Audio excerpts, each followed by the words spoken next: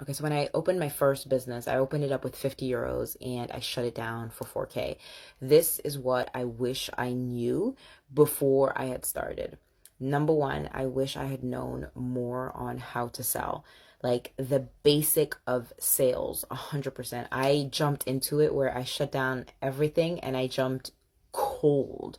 When I say cold, I say like I was up the struggle like bus, trying to figure it out, having enough cash flow for probably 3, 4 months, which, before COVID wasn't, a big thing, but the expenses go in, if had I known how to sell and also know that it's a numbers game, and if I just stuck to the numbers and I just stuck to it, I would.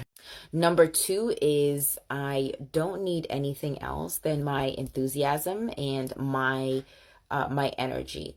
But I know that I was missing leads. I was missing talking to people. I was missing how many hands, where can I get into, events, networking stuff. I didn't do enough of those, and I got crushed when I said I would have, a client and I did not have it, and they said they would buy but they wouldn't, and so I just felt that I just didn't have that on.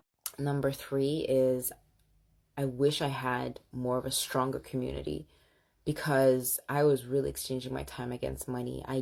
The community of people that I had, they were supportive, but they weren't necessarily my sort of age.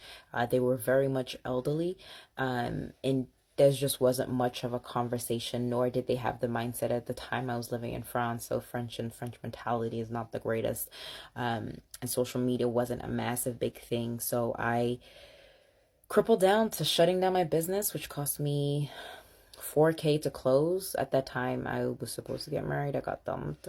Got was going through 2 abortions, and yeah, I had lost everything emotionally.